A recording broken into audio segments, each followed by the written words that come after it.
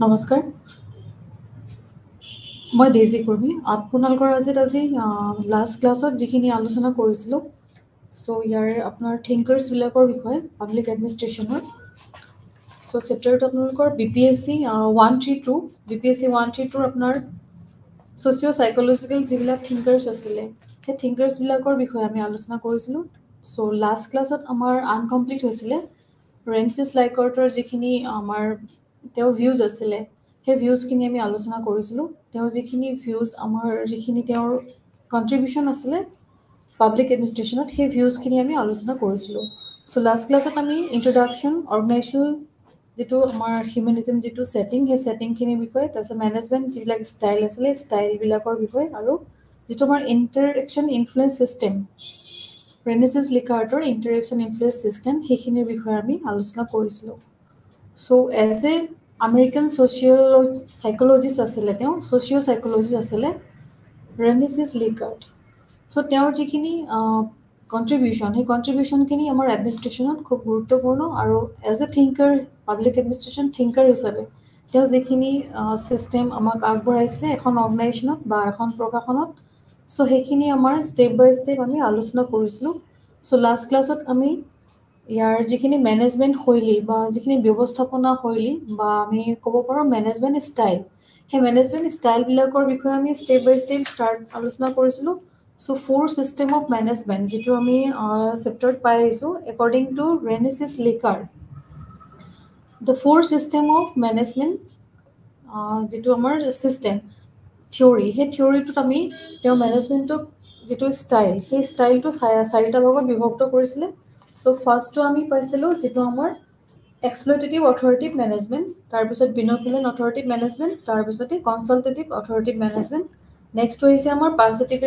পাৰ্টিচিপেটিভ management. এক্সপ্লইটেটিভ অথৰিটিভ মেনেজমেণ্টত কি হৈছিলে, যিখিনি তেওঁলোকৰ অৰ্গেনাইজেশ্যনৰ মেইন মেনেজমেণ্ট থাকে, সেই মেনেজমেণ্টবিলাকে সদায় তেওঁৰ ছাবঅৰ্ডিনেটবিলাকক সদায় ডমিনেট কৰি ৰাখিছিলে। তেওঁলোকৰ যিটো আগৰ যিটো ট্ৰেডিশ্যনেল ছিষ্টেম বা মেনেজমেণ্টে যিটো ৰুল ফ'ল' কৰিব কয়, সেইটো মতে ছাবঅৰ্ডিনেটবিলাকে তেওঁলোকৰ ৰুল ফ'ল' কৰিছিলে। মেনেজমেণ্টৰ ৰুলৰ ওপৰত তেওঁলোকৰ মাত মতা বা তেওঁলোকৰ নিজৰ কোনোবা কিবা এটা তেওঁলোকৰ নিজৰ কণ্ট্ৰিবিউশ্যন দিয়া, বা তেওঁলোকৰ মেনেজমেণ্টৰ ৰুলৰ ওপৰত কোনো ধৰণৰ পদক্ষেপ কৰিব নোৱাৰিছিলে। তেওঁলোকে যিয়ে তেওঁলোকক পৰামৰ্শ দিছিলে, সেইখিনি মানিবলৈ তেওঁলোক বাধ্য হৈ আছিলে। আৰু ইয়াতে আৰু এটা দেখা যায় যে তেওঁলোকৰ মাজত, মেনেজমেণ্টৰ মাজত যিখিনি অৰ্গেনাইজেশ্যন এখন আলোচনা হয়, বা তেওঁলোকৰ মাজত যিয়ে ব্যৱস্থাপনা পদ্ধতিত ডেভেলপমেণ্ট হয়, বা তেওঁলোকৰ যিখিনি বেলেগ বেলেগ ধৰণৰ যিখিনি উন্নতিকৰণ হয়, সেইবিলাকৰ বিষয়ে সম্পূৰ্ণ দায়িত্বশীল কোনে হৈছিলে, অকল যিটো মেনেজমেণ্ট পাৰ্টে হৈছিলে। ইয়াত ছাবঅৰ্ডিনেটবিলাকৰ কোনো তেওঁলোকৰ ভূমিকা তেওঁলোকে আনিব দিয়া নাছিলে। গোটেইখিনি ক্ৰেডিট সেই মেনেজমেণ্টেই নিজে লৈছিলে, অকলে লৈছিলে। আৰু যদি কিবা ভুলো হয়, বা তেওঁলোকৰ মাজত যদি মিছআণ্ডাৰষ্টেণ্ডিং হয়, কিবা যদি মিছলিডিং কিবা এটা ৱৰ্ক হয়, সেই ৱৰ্কটোৰ বিষয়ে সম্পূৰ্ণ দায়িত্বটো তেওঁলোকে দিছিলে যিখিনি নিম্ন পৰ্যায়ৰ ব্যক্তি আছিলে বা ছাবঅৰ্ডিনেট ব্যক্তিসকলক। তেওঁলোকে কিবা যদি দুখ হয়, বা অৰ্গেনাইজেশ্যনক কিবা এটা যদি দুখ দেখা পায়, সেইখিনি দায়িত্ব কিন্তু তেওঁলোকে সেই ছাবঅৰ্ডিনেটবিলাকক দোষী বুলি তেওঁলোকে মতামত দিছিলে। ইয়াতে কি হয়, এটা এক্সপ্লইটেটিভ ভিউ এটা থাকে যে তেওঁলোকে সদায় সেই ছাবঅৰ্ডিনেটবিলাকক এক্সপ্লইট কৰিয়ে থাকে, আৰু ছাবঅৰ্ডিনেটবিলাকে সেইটোৰ ওপৰত কোনো ধৰণৰ মাত মাতিব নোৱাৰে। যিখিনি তেওঁলোকৰ মেনেজমেণ্টৰ যিখিনি সিদ্ধান্ত, সেইখিনি সিদ্ধান্ত তেওঁলোকে মানিবলৈ সক্ষম হোৱা প্ৰতিটো ক্ষেত্ৰতে। আৰু বা তেওঁলোকৰ যিটো ষ্টাইলত মেনেজমেণ্টটো তেওঁলোকে চলাই আছে, সেই মানে টপ মেনেজমেণ্টৰ যিখিনি তেওঁলোকৰ চিন্তাধাৰা, বা তেওঁলোকে যিখিনি পলিচি ক্ৰিয়েট কৰিলে, বা তেওঁলোকে যিখিনি নীতি নিয়ম বনাইছে, সেইখিনিৰ ওপৰত তেওঁলোকৰ নিজৰ কোনোবা মতামত বা তেওঁলোকৰ নিজৰ কিছুমান পৰামৰ্শ যে দিব পাৰিব, সেইখিনি কোনো ধৰণৰ তেওঁলোকে যোগাযোগ বিচাৰি পোৱা নাছিলে। ইয়াতে কিছুমান ক্ষেত্ৰত দেখা যায় যে ছাবঅৰ্ডিনেটবিলাকক পানিছমেণ্টো দিয়া হৈছিলে। নেক্সট পৰ্যায়টো আমাৰ আছিলে বিন'ভলেণ্ট অথৰিটিভ মেনেজমেণ্ট। ইয়াতে দেখা যায় যে কিছুমান মেনেজমেণ্টৰ যিটো ষ্টাইল, ইয়াতে বিন'ভলেণ্ট বুলি কোৱা হৈছে। বিন'ভলেণ্ট মিনছ ইয়াতে কি হয়, মেনেজাৰবিলাকে ছাবঅৰ্ডিনেটবিলাকৰ কিছুমান তেওঁলোকৰ মনৰ ভাৱো থাকে, সেইবিলাক তেওঁলোকে শ্বেয়াৰ কৰিবলৈ, বা তেওঁলোকৰ যিটো ৱৰ্ক কণ্ডিশ্যন হওক, বা কেনেকৈ কাম কৰিছে, বা কোনে কেনেকৈ একশ্যন ল'ব পাৰে, সেইটো ক্ষেত্ৰত তেওঁ অলপ ছাবঅৰ্ডিনেটৰ প্ৰতি কনচাৰ্ণ হৈ থাকে, মেনেজমেণ্টে ছাবঅৰ্ডিনেটৰ প্ৰতি কনচাৰ্ণ হৈ থাকে বা উচ্চপদস্থ যিবিলাক ব্যক্তি থাকে তেওঁলোকে নিম্ন পৰ্যায়ৰ ব্যক্তিসকলৰ ওপৰত তেওঁলোকৰ ডিচিজনবিলাক কেনেদৰে পৰ্যায়ক্ৰমে কাম কৰিছে বা কেনেদৰে তেওঁলোকৰ সেই মনত যিটো ফিয়েৰ ভাৱ আছিলে সেই ফিয়েৰ ভাৱটো কেনেদৰে তেওঁলোকে সমানভাৱে যাতে চলাই নিব পাৰে বা তেওঁলোকে কেনেদৰে নিজৰ কথা বতৰাৰ জৰিয়তে বা আন ষ্টাইল যিবোৰ ছিষ্টেমৰ জৰিয়তে বা তেওঁলোকে যিবিলাক ডিচিজন দিয়ে ছাবঅৰ্ডিনেটক সেই ডিচিজনবিলাক যাতে লওঁতে বা ডিচিজনবিলাক তেওঁলোকক কওঁতে যাতে তেওঁলোকে কোনো ধৰণৰ অসুবিধাৰ সন্মুখীন নহয় সেইটোৰ ওপৰত তেওঁলোকে উচ্চ পদৰ যিবিলাক মেনেজমেণ্ট আছিলে তেওঁলোকে কনচাৰ্ণ হৈ আছিলে। চ' এইখিনিত দেখা যায় যে ইয়াতে যিটো এক্সপ্লইটেটিভ ছিষ্টেম আছিলে সেই এক্সপ্লইটেটিভ ছিষ্টেমত নিম্ন পৰ্যায়সকলক এটা তেওঁলোকক কি কৰা হৈছিল যে যদি কিবা দুখ ভুল হয় তেওঁলোকক শাস্তি দিয়া হৈছিলে, পানিছমেণ্ট দিয়া হৈছিলে তেওঁলোকৰ সেই কামটোৰ বাবে। কিন্তু ইয়াতে কি হৈছে বিন'ভলেণ্টত কি হয় সেই পানিছমেণ্টৰ সলনি তেওঁলোকক যিখিনি ছাবঅৰ্ডিনেট আছে বা লোৱাৰ গ্ৰেডৰ পিপল আছে তেওঁলোকক কৰ্মচাৰীবিলাকক তেওঁলোকৰ কামৰ কাৰণে বা যদি কোনোবাই ভাল কাম কৰিছে তেওঁলোকক ৰিৱাৰ্ড ছিষ্টেম দিয়া হয় বা তেওঁলোকক উচ্চ পৰ্যায়ত মানে উন্নতি কৰা হয়। তেনেকুৱা সেই ৰিৱাৰ্ড ছিষ্টেম তেওঁলোকে ক্ৰিয়েট কৰিলে। ৰিৱাৰ্ড ছিষ্টেম হোৱাৰ লগে লগে কি হয় এই কৰ্মচাৰীসকলে সংগঠনটোৰ প্ৰতি যিটো লক্ষ্য থাকে সেই লক্ষ্যটোৰ প্ৰতি তেওঁলোকে আগ্ৰহী হয় আৰু কাম কৰিবলৈ আগ্ৰহী হয়। চ' বিন'ভলেণ্ট অথৰিটিভ মেনেজমেণ্টত ৰেনিচাছ লিকাৰ্টে আমাক এইখিনি কথা ইয়াতে আলোচনা কৰিছে। তাৰপিছতে আমাৰ থাকিলে কনচালটেটিভ মেনেজমেণ্ট ছিষ্টেম। চ' নম্বৰ 3 যিটো ছিষ্টেম কনচালটেটিভ মেনেজমেণ্ট ছিষ্টেমত কি হৈছিলে এই যিখিনি আমাৰ কৰ্মচাৰী আছিলে আৰু মেনেজমেণ্ট আছিল সেই গোটেইখিনিয়ে এটা মিলা মিছাকৈ কাম কৰিবলৈ বা তেওঁলোকৰ যিখিনি পলিচি আছে সেই পলিচি বা ডিচিজন আছে সেই ডিচিজনবিলাক যাতে একেলগে আলোচনা কৰিব পাৰে আৰু মেনেজমেণ্টৰ যিটো ডিচিজন সেই ডিচিজনবিলাকক ছাবঅৰ্ডিনেটে বুজিব পৰাকৈ তেওঁলোকে কৰিব পৰাকৈ এটা মতামত তেওঁলোকে আগবঢ়াইছিলে। আৰু ইয়াতে দেখা যায় যে কিছুমান ক্ষেত্ৰত সেই ছাবঅৰ্ডিনেটবিলাকে তেওঁলোকৰ এটা অপিনিয়নো তেওঁলোকে দিয়া দেখা যায়। এটা টু ৱে কমিউনিকেশ্যন বুলি কয়, সেই টু ৱে কমিউনিকেশ্যনটো এটা দেখা গৈছিলে এইটো কনচালটেটিভ মেনেজমেণ্ট ছিষ্টেমত যিটো আমি ছিষ্টেম 3 বুলি কওঁ। ছিষ্টেম 3ত কি হৈছিলে যিটো আমাৰ মেনেজমেণ্ট আৰু ছাবঅৰ্ডিনেটৰ যিটো ৰিলেশ্যন আছিলে এটা কমিউনিকেশ্যন এটা ছিষ্টেম আছিলে দুইফালৰ পৰা কমিউনিকেশ্যন ছিষ্টেম আছিলে যে ছাবঅৰ্ডিনেটবিলাকেও তেওঁলোকৰ মনৰ কথাটো ক'ব পাৰে যে এনেকৈ আপোনালোকে কৰিছিলে বা এইটো ডিচিজন লৈছিলে বা এইটো পদ্ধতি কৰিলে আমাৰ অৰ্গেনাইজেশ্যনটো আৰু ডেভেলপ হ'ব তেওঁলোকৰ মতামতটো তেওঁলোকে ক'ব পাৰিছিলে। আৰু যিখিনি আমাৰ কনচালটেটিভ মেনেজমেণ্ট আছিলে কনচালটেটিভ মেনেজমেণ্টটো তেওঁলোকৰ যিখিনি ছিষ্টেম আছিলে পলিচি আছিলে বা ডিচিজন আছিলে সেই ডিচিজনবিলাক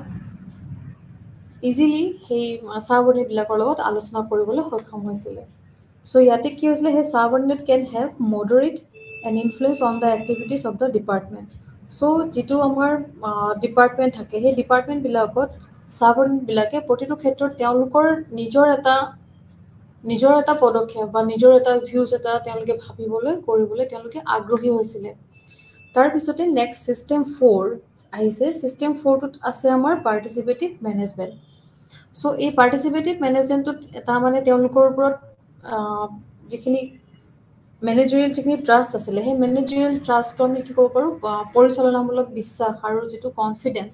তাৰ ওপৰত আধাৰিত কৰি কিছুমান এটা অংশগ্ৰহণকাৰী গোটৰ সৃষ্টি হৈছিলে আৰু সেই এটা গ্ৰুপ ছিষ্টেম তেওঁলোকে বনাইছিলে য'ত ব্যৱস্থাপনাৰ দ্বাৰা চিহ্নিত হৈছিলে। মানে মেনেজমেণ্টৰ জৰিয়তে তেওঁলোকে এটা গ্ৰুপ ক্ৰিয়েট কৰিছিলে। সেয়ে প্ৰতিজন কৰ্মচাৰীয়ে কি আছিলে সাংগঠনিক যিবিলাক লক্ষ্য সেই লক্ষ্যবিলাক প্ৰাপ্ত কৰাৰ বাবে এটা দায়বদ্ধ অনুভৱ কৰিছিলে। চ' তেওঁলোকৰ মাজতে সংগঠনটোৰ মাজতে বা তেওঁলোকৰ ডিপাৰ্টমেণ্ট ৱাইজ এটা গ্ৰুপ ক্ৰিয়েট হৈছিলে য'ত ছাবঅৰ্ডিনেট আৰু মেনেজমেণ্টে মিলি একেলগে কামবিলাক কৰিব পাৰে। এটা গুড কমিউনিকেশ্যন ছিষ্টেম এটা মানে ওতঃপ্ৰোতভাৱে এটা কোঅপাৰেটিভ ছিষ্টেম এটা ক্ৰিয়েট হৈছিলে। আৰু ইয়াতে ইকনমিক ৰিৱাৰ্ড প্ৰদান কৰাৰ উপৰিও যিহেতু আমি পাই আছোঁ যে কনচালটেটিভ বা বিন'ভলেণ্ট অথৰিটিভ মেনেজমেণ্টত ছিষ্টেম 2ত এটা ৰিৱাৰ্ড দিয়া হৈছিলে, পানিছমেণ্ট দিয়া নহয় ইয়াতে ৰিৱাৰ্ড দিয়া হৈছিলে। ছিষ্টেম 1ত পানিছমেণ্ট দিয়া হৈছিলে, ছিষ্টেম 2ত ৰিৱাৰ্ড দিয়া হৈছিলে। চ' সেই ৰিৱাৰ্ড বা অৰ্থনৈতিক যিটো পুৰস্কাৰ সেই পুৰস্কাৰ দিয়াৰ উপৰিও মেনেজমেণ্টৰ যিখিনি উচ্চ প্ৰদৰ্শনকাৰী বা লক্ষ্য নিৰ্ধাৰণত গোটৰ অংশগ্ৰহণ আৰু জড়িত হোৱাৰ সম্পূৰ্ণ ব্যৱস্থা তেওঁলোকে কৰিছিলে। চ' যিখিনি তেওঁলোকে যিহেতু তেওঁলোকে ৰিৱাৰ্ড ছিষ্টেম তৈয়াৰ কৰিছিলে বা তেওঁলোকক নিম্ন পৰ্যায়ৰ পৰা উচ্চ পৰ্যায়ৰ ব্যক্তিলৈ বা উচ্চ পৰ্যায়ৰ যিটো তেওঁলোকৰ ছিষ্টেম, সেই ছিষ্টেমটো তেওঁলোকে এটা নিৰ্দিষ্ট লক্ষ্য তেওঁলোকে তৈয়াৰ কৰিছিলে আৰু ইয়াতে মেনেজমেণ্ট আৰু যিখিনি ছাবঅৰ্ডিনেট তেওঁলোকে নিজে সম্পূৰ্ণভাৱে এটা ওতঃপ্ৰোতভাৱে গ্ৰুপ মেকিং কৰি তেওঁলোকে যিকোনো ধৰণৰ কামতে মানে সম্পূৰ্ণ অংশীদাৰী হ'ব পাৰিছিলে। আৰু ইয়াতে প্ৰদৰ্শন আধাৰিত যিটো পুৰস্কাৰ আৰু যিটো কোঅপাৰেশ্যন গ্ৰুপ হৈ কাম কৰা, সহযোগিতামূলক দলবদ্ধভাৱে কাম কৰা আৰু কামৰ প্ৰতি তেওঁলোকে উন্নত কৰা আৰু এটা মানে অপেন কমিউনিকেশ্যন ছিষ্টেমক ইয়াতে দেখুওৱা হৈছিলে। আৰু এটা দেখুৱাইছিলে ইয়াৰ যিখিনি অধীনস্থ বা যিখিনি ছাবঅৰ্ডিনেট আছিলে, সেই ছাবঅৰ্ডিনেট আৰু যিখিনি উচ্চপদস্থ বিষয়া আছিলে তেওঁলোকৰ মাজত এটা চাইকলজিকেল এটা বণ্ডিং এটা ক্ৰিয়েট হৈছিলে। আৰু তাতে কি হৈছিলে, গোটেই সংগঠনটোৱে মুখ্যতঃ কি আছিলে, গোট প্ৰক্ৰিয়া এটা যিটো তেওঁলোকৰ গ্ৰুপ কৰি যিহেতু এটা গ্ৰুপ হৈ কাম কৰিব লাগে, সেই সিদ্ধান্ত লোৱা হয় আৰু সদস্যসকলে এটা সহযোগিতামূলক মনোভাৱ আৰু যিটো তেওঁলোকৰ জব হয়, সেই জবটোৰ প্ৰতি এটা ছেটিছফেক্টৰী এটা বা ছেটিছফেকশ্যন ভাৱ এটা তেওঁলোকৰ মনত আহিছিলে। চ' প্ৰতিজন কৰ্মচাৰীয়ে এটা জব ছেটিছফেকশ্যন লৈ চাইকলজিকেল তেওঁলোকৰ ডেভেলপমেণ্টটো হৈছিলে, যিহেতু উচ্চ পৰ্যায়ৰ বিষয়াসকলক এটা তেওঁলোকৰ এটা হিউমেনিষ্টিক ৰিলেশ্যন, যিটো মনোবৈজ্ঞানিক ৰিলেশ্যন, চাইকলজিকেল ইফেক্টিভ ৰিলেশ্যন এটা হৈ পৰিছিলে, আৰু যিহেতু তেওঁলোকে গ্ৰুপ হৈ কাম কৰিছিলে। চ' সেইবিলাক বস্তু আমি এই পাৰ্টিচিপেটিভ মেনেজমেণ্ট ছিষ্টেম লিকাৰ্টে আমাক দেখুৱাইছিলে ছিষ্টেম 4ত, তেওঁ অৰ্গেনাইজেশ্যনেল ছিষ্টেমত। ইয়াতে তেওঁলোকে চাকৰিৰ প্ৰতি সদায় এটা সন্তুষ্ট মনোভাৱ আছিলে আৰু তেওঁলোকে আৰু উচ্চ পদ পাবলৈ কাৰণে আগ্ৰহী হৈছিলে। তাৰপিছতে লেগাৰ্টৰ অনুসৰি ব্যৱস্থাপনা সদায় এক আপেক্ষিক প্ৰক্ৰিয়া, য'ত প্ৰয়োজনীয় ধাৰণা যিটো প্ৰস্তাৱিত হৈ থাকে আৰু কাৰ্যকৰী হ'বলৈ আধুনিক সংগঠনবোৰে নিজকে কি কৰে, ইজনে সিজনৰ লগত সহায়ক থকা বা সম্পৰ্ক থকা লোকসকলক অন্তৰ্ভুক্ত কৰে আৰু গোট হিচাপে কাম কৰিবলৈ লাগিব বুলি তেওঁ মতামত প্ৰকাশ কৰিছিলে। চ' আদৰ্শগত সকলো বিষয়াই অনুভৱ কৰে যে যিখিনি অৰ্গেনাইজেশ্যন আছে, সেই অৰ্গেনাইজেশ্যনৰ যিবোৰ উদ্দেশ্য তেওঁলোকৰ বাবে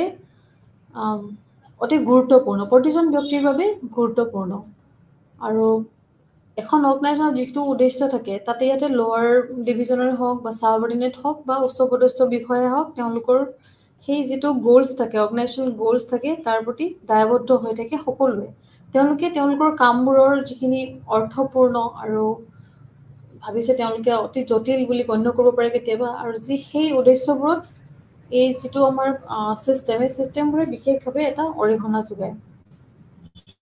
যিটো আইডিয়েলিষ্টিক ভিউ, সেই আইডিয়েলিষ্টিক ভিউটোৱে এই আমাৰ অৰ্গেনাইজেশ্যন গ'লটো পাবলৈ অতি সহজে তেওঁলোকে এটা নিৰ্দিষ্ট এটা লক্ষ্য এটা দেখুৱায় বা এটা অৰিহণা যোগায় বুলি, বা উদ্দেশ্য সফল হ'বলৈ এটা অৰিহণা যোগায় বুলি আমি ক'ব পাৰোঁ। সেয়ে এই উদ্দেশ্য আৰু যিখিনি মূল্যবোধ আছে, সেই মূল্যবোধ প্ৰাপ্ত কৰাৰ বাবে মেনেজাৰসকলৰ যিখিনি ব্যৱস্থাপনাৰ সহযোগিতা, সেইখিনি আগবঢ়াবলৈ সক্ষম হয় আৰু সমৰ্থন কৰিব পাৰে বুলি তেওঁলোকে আশা কৰিছিল। চ' ইয়াতে যিখিনি তেওঁলোকৰ অংশগ্ৰহণকাৰী মেনেজাৰ আছিলে, চ' সেইখিনি কথা আমি ক'ব পাৰোঁ। তেওঁলোকৰ অধীনস্থ যিবিলাক প্ৰব্লেম আছিলে, সেই প্ৰব্লেমবিলাক মানৱীয় দিশবোৰ, যিবিলাক হিউমেনিষ্টিক ভিউ, সেই মানৱীয় দিশবোৰৰ ওপৰত আৰু কাৰ্যকৰী দল গঢ়াৰ ওপৰত তেওঁলোকৰ মনোযোগ কেন্দ্ৰীভূত কৰা দেখা যাইছিলে। চ' এইখিনি আমি তেওঁলোকৰ সেই যিখিনি হিউমেনিষ্টিক ভিউ, উদাহৰণস্বৰূপে আমি সেই মেনেজাৰসকলৰ যিখিনি কাম, সেই কামবিলাকৰ ওপৰত আমি দেখা পাওঁ। আৰু তেওঁলোকৰ অধীনস্থ যিবিলাক সমস্যা থাকে বা ছাপৰ্টিভ, তেওঁলোকৰ যিখিনি আন সমস্যা থাকে এটা সংগঠনত, ব্যক্তিবিলাকৰ যিবিলাক সমস্যা থাকে, সেইবিলাক সকলো দিশতে তেওঁলোকৰ মনোযোগ কেন্দ্ৰীভূত কৰাৰ ওপৰত গুৰুত্ব দিয়া দেখা গৈছিল। তো তেওঁৰ পৰিৱৰ্তে তাৰ লিকাৰ্টে কিছুমান আৰু ছিষ্টেম 4ৰ যিখিনি টোটেল মডেল হিচাপে তেওঁ সম্পাদিত কৰিছিল, আৰু এই টোটেল মডেল ছিষ্টেম 4 হিচাপে তেওঁ কিছুমান ক্লাছিফিকেশ্যন তেওঁ এজন নেতাৰ থাকিব লাগে বুলি ক্লাছিফিকেশ্যন তেওঁ সম্প্ৰসাৰিত কৰিছিলে। সেই ক্লাছিফিকেশ্যনবিলাক তেওঁ দেখুৱাইছিল যে নেতা এজনৰ বা লিডাৰ এজনৰ কি কি বৈশিষ্ট্য থাকিব পাৰে, এজন লিডাৰ কেনেদৰে তেওঁলোক কামবিলাক তেওঁ সম্পাদন কৰে, আৰু তেওঁৰ কেনেধৰণৰ গুণ থাকিলে আৰু তেওঁ দলটো আৰু মানে সকলো ধৰণৰ মেনেজাৰিয়েল কাম কৰিবলৈ তেওঁলোকে কনফিডেণ্টলি আগবাঢ়ি যাব পাৰে আৰু অৰ্গেনাইজেশ্যনটোৰ কেনেদৰে আৰু ভালদৰে সম্প্ৰসাৰণ হৈ ডেভেলপমেণ্ট হ'ব পাৰে সেই বিষয়ে তেওঁলোকে কিছুমান গুণ নেতাসকলৰ তেওঁলোকে আগবঢ়াইছিল। সেই গুণবিলাক আমি চালে দেখা পাম যে লিডাৰ এজনে কিদৰে মেনেজমেণ্টটো চলাই আছে বা সেই অৰ্গেনাইজেশ্যনখন সেই লিডাৰজনৰ ওপৰত কিদৰে নিৰ্ভৰশীল হৈ আছে। সেই নেতাজন আমি তেওঁলোকৰ কিছুমান বৈশিষ্ট্য আমি ইয়াতে লিকাৰ্টে উল্লেখ কৰিছে যে কেনেকুৱা ধৰণৰ তেওঁৰ গুণ থাকিব লাগে। চ' একৰ্ডিং টু লিকাৰ্ট এজন নেতাৰ কি হৈছে তেওঁৰ এজন সহায়ক আৰু এপ্ৰ'চেবল হ'ব লাগে, সদায় বন্ধুত্বপূৰ্ণ ভাৱ হ'ব লাগে, ফ্ৰেণ্ডলি হ'ব লাগে আৰু কথা পাতিবলৈ যে ইজি হ'ব লাগে আৰু অধীনস্থসকলৰ কল্যাণৰ প্ৰতি তেওঁ আগ্ৰহী হ'ব লাগিব। তেওঁ সদায় ৱেলফেয়াৰৰ বিষয়ে চিন্তা কৰিব লাগিব যাতে যিবিলাক ছাবঅৰ্ডিনেট আছে তেওঁলোকৰ সদায় ৱেলফেয়াৰ হ'ব লাগিব। কোনো যাতে কাৰো একো শোষণ নহয়, ক'তো এক্সপ্লইট নহয়, সেই বিষয়ে নেতাজন সদায় সজাগ হৈ থাকিব লাগিব। তাৰ পাছতে তেওঁ আৰু এটা মন্তব্য প্ৰকাশ কৰিছে নেতাবিলাকৰ গুণৰ ওপৰত। তেওঁ কৈছে যে যিবিলাক ছাবঅৰ্ডিনেট আছে বা আমি অধীনস্থ লোকসকল আছে সেই অধীনস্থসকল এটা প্ৰতিকূল প্ৰতিযোগিতামূলক আৰু সম্পৰ্কত ইজনে সিজনৰ বিৰুদ্ধে থিয় নহয়, সেইটোৰ ওপৰত তেওঁ বিশেষভাৱে গুৰুত্ব দিব লাগিব। তেওঁলোকে যাতে কোনো ধৰণৰ প্ৰতিযোগিতামূলক বা সম্পৰ্কত বা তেওঁলোকৰ কাম কাজত যাতে কম্পিটিশ্যন নিজৰ মাজত যাতে নহওক বা ইজনে সিজনৰ বিৰুদ্ধে যাতে থিয় নহওক, তেনেকুৱা এটা দৃষ্টিভংগী যাতে নহয় গ্ৰুপটোৰ মাজত। আৰু যিবিলাক তেওঁলোকৰ কাম কৰাৰ পৰিৱেশ সেই ঠাইটো বা ডিপাৰ্টমেণ্টটো বা সেই অফিচটো বা এই অৰ্গেনাইজেশ্যনখনত যাতে কোনো ধৰণৰ প্ৰতিকূল পৰিৱেশ সৃষ্টি নহয়, সেইটোৰ ওপৰত সেই নেতাজনে সদায় ধ্যান দিয়াটো গুৰুত্ব দিছিল। তাৰপিছতে লিকাৰ্টে আৰু এটা গুণ তেওঁ কৈছিল যে যিবিলাক অধীনস্থ আছে তেওঁলোকক সদায় যিখিনি প্ৰয়োজনীয় সম্পদ অৰ্গেনাইজেশ্যনে যোগান ধৰিব লাগে সেইবিলাক যোগান ধৰা দেখি তেওঁলোকৰ কামত প্ৰতিটো ক্ষেত্ৰতে সহায় কৰা উচিত আৰু যিখিনি স্থান বা তেওঁলোকৰ ট্ৰেইনিং দিয়া হয় বা তেওঁলোকৰ বাজেট যিখিনি তেওঁলোকৰ প্ৰয়োজন থাকিবলৈ স্থান দিয়া হয়, প্ৰশিক্ষণ দিয়া হয়, ট্ৰেইনিং দিয়া হয়, তেনেকুৱা ধৰণৰ কিছুমান তেওঁলোকৰ যিখিনি প্ৰয়োজনীয় সম্পদ লাক্সাৰিজ যিবিলাক ডেইলি ইউজুৱেল বস্তু সেই বস্তুবিলাক তেওঁলোকক যোগান ধৰিবলৈ চেষ্টা কৰা হয় অৰ্গেনাইজেশ্যনখনৰ জৰিয়তে। চ' অৰ্গেনাইজেশ্যনৰ জৰিয়তে সেই লিডাৰজনে সেইবিলাক আমি তেওঁলোকক ছাবঅৰ্ডিনেটসকলক অধীনস্থসকলক যোগান দিবলৈ সক্ষম হ'বলৈ থাকিব লাগিব সকলো সময়তে। চ' এই নেতাজনৰ যিখিনি গুণ আমি কৈছোঁ সেইখিনি অৰ্গেনাইজেশ্যনখনৰ অতিকৈ গুৰুত্বপূৰ্ণ বিষয় আৰু লিকাৰ্টে অতি সুন্দৰকৈ দেখুৱাইছে চেপ্টাৰটোত কিদৰে এজন নেতা লিডাৰ হ'বলৈ কি কি গুণ থাকিব লাগিব। তাৰপিছতে যিখিনি অধীনস্থ ব্যক্তি আছে অধীনস্থ ব্যক্তিসকলক সামগ্ৰিক পৰিকল্পনাৰ বিষয়ে অৱগত কৰা হয় যাতে তেওঁলোকে তেওঁলোকৰ কাম অধিক কাৰ্যকৰীতাৰে পৰিকল্পনা কৰিব পাৰে। চ' ইয়াতে নেতাজনক আৰু সামগ্ৰিক যিখিনি তেওঁ ছাবঅৰ্ডিনেট আছে সেই ছাবঅৰ্ডিনেটবিলাকক তেওঁলোকৰ যিখিনি কাম কাজ আছে সেইবিলাকক আৰু ভালদৰে পাৰফৰ্মেঞ্চ কৰিবৰ বাবে তেওঁলোকৰ যিখিনি কাম আছে আৰু বা যিখিনি প্লেনিং আছে সংগঠনটোক লৈ সেইখিনি আৰু ভালদৰে কাৰ্যকৰীতাৰে কৰিবৰ কাৰণে অধীনস্থসকলক তেওঁলোকক বিশেষভাৱে ট্ৰেইনিং দিয়া হয় আৰু তেওঁলোকক সেইখিনিৰ প্ৰতি তেওঁলোকৰ কামৰ প্ৰতি সকলো ক্ষেত্ৰতে তেওঁলোকক চোৱা চিতা কৰা হয়। চ' লিডাৰজনে সেইটো ক্ষেত্ৰতো সদায় সজাগ হৈ থাকিব লাগিব। এইটো হৈছে এজন ভাল লিডাৰৰ এটা কেৰেক্টাৰ বা গুণ আমি ক'ব পাৰোঁ। তাৰপিছতে লিকাৰ্টে দেখুৱাইছে যে নেতাজনৰ নিজৰ পৰা আৰু আনৰ পৰা উচ্চ মানদণ্ড প্ৰদৰ্শন কৰা আশা থাকে।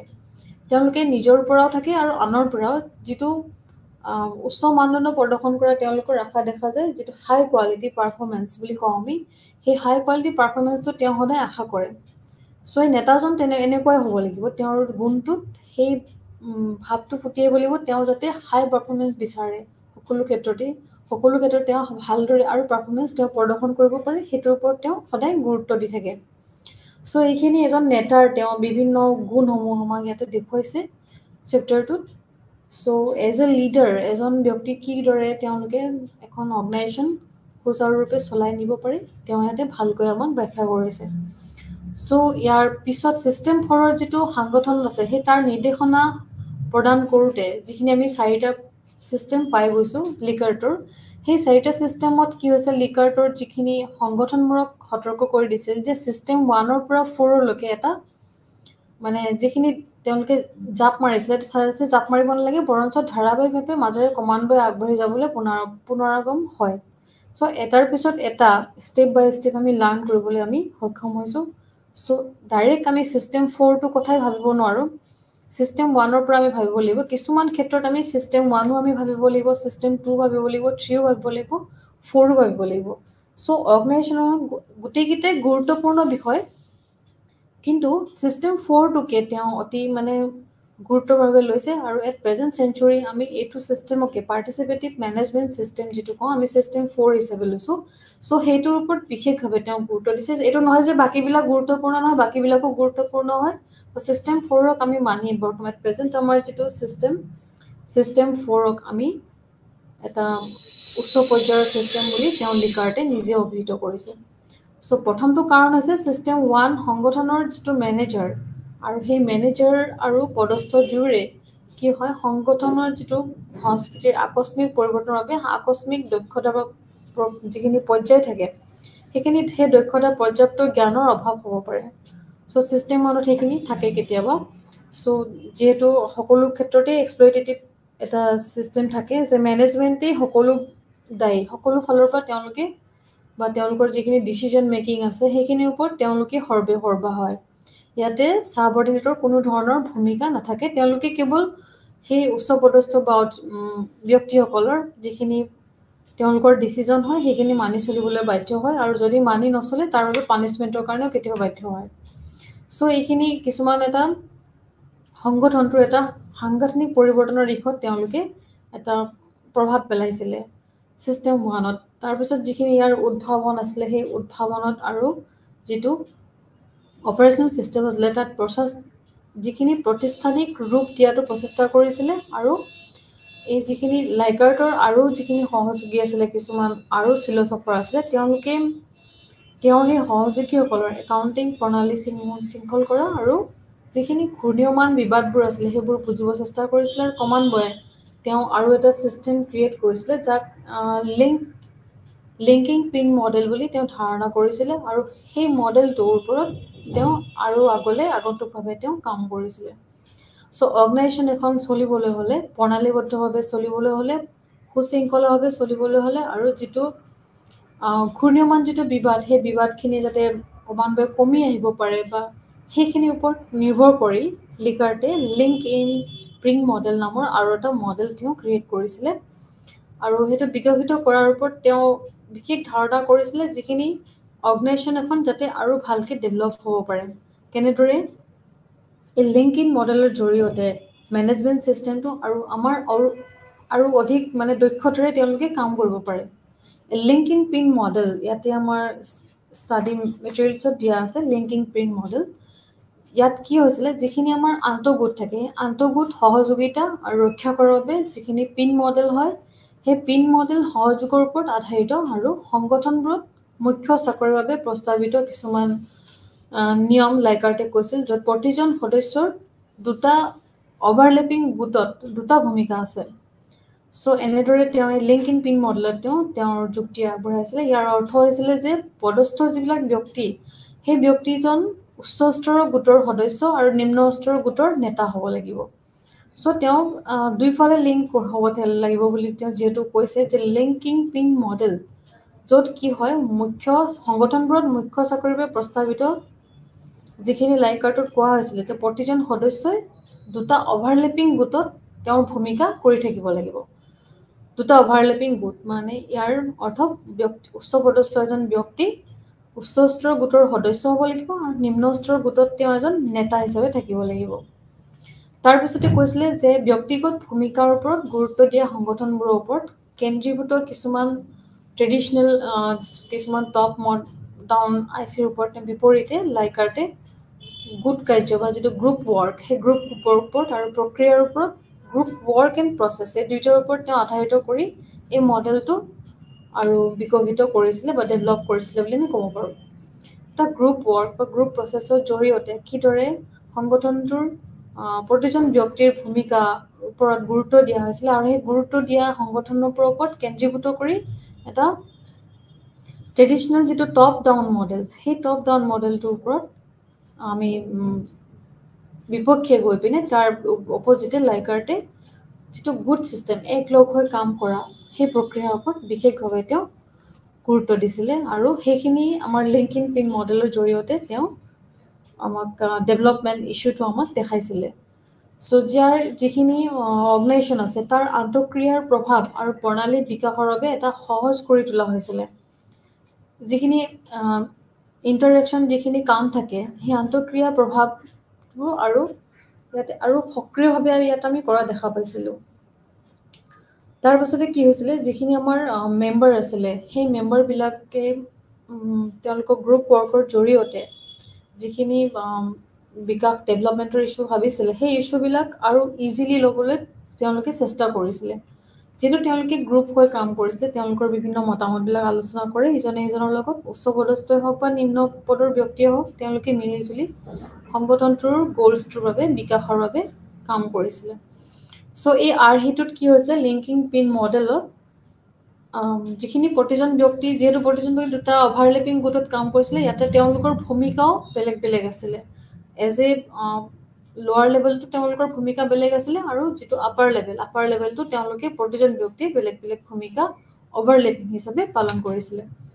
তেওঁকে উচ্চ স্তৰৰ গোটৰ সদস্য আৰু নিম্ন স্তৰৰ গোটৰ নেতা দুটা এটা অভাৰলেপিং এটা ৰোল হৈ যায় অভাৰলেপিং ৰোল বুলি ক'লে বেয়া নহয় তেওঁলোকক যিখিনি গ্ৰুপ ফাংচন হয় সেই গ্ৰুপ ফাংচনক ইয়াত বেছিকৈ তেওঁলোকে গুৰুত্ব দিব পাৰিছিলে তাৰপিছতে